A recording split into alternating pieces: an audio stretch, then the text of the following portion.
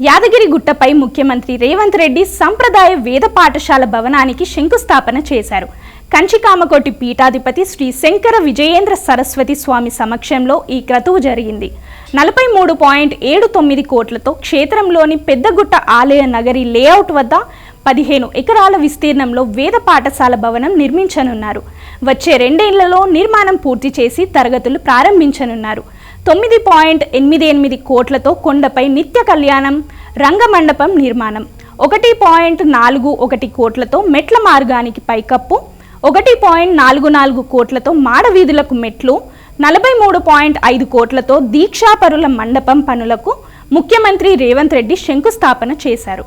గంధోపరి హరిద్రా కుంకుమం సమర్పయామి, అక్షతాన్ సమర్పయామి, పుష్పమాలాం సమర్పయామి, పుష్పైః పూజయామి.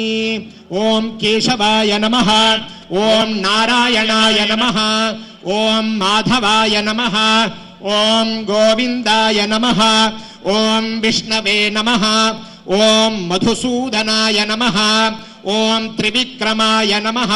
స్థిరస్తు శాస్త్ర సమృద్ధిరస్తు, ఆగమ సమృద్ధిరస్తు, నిత్య సేవా ప్రయుక్త సకలాగమాభివృద్ధిరస్తు.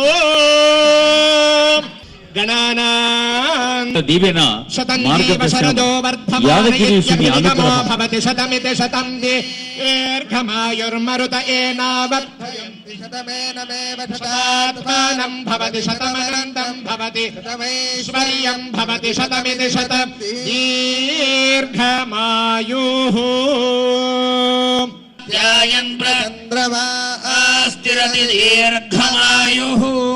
అంతకుముందు ముఖ్యమంత్రి రేవంత్ రెడ్డి యాదగిరిగుట్ట శ్రీ లక్ష్మీ నరసింహస్వామి సేవలో పాల్గొన్నారు. స్వామివారిని దర్శించుకొని ప్రత్యేక పూజా కార్యక్రమంలో పాల్గొన్నారు.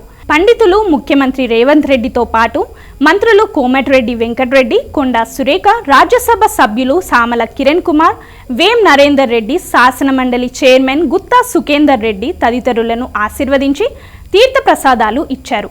దేవాదాయ శాఖ ఉన్నతాధికారులు జ్ఞాపకాలు అందించారు.